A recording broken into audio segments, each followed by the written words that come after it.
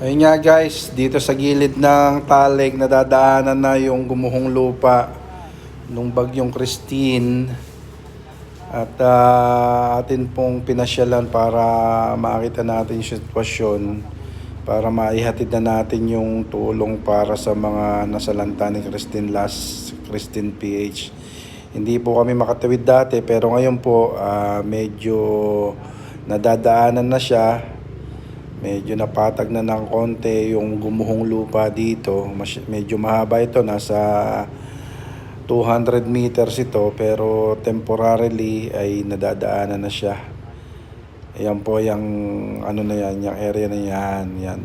Temporary na tulay po yan. Dahil may ilog pong nagawa dyan ang rumaragasang putik at tubig at mga troso nung bagyong Christine at may sa kasawiang palad nga po ay may nalibing din po na tao sa ilalim ng mga guho na iyan. Keep safe!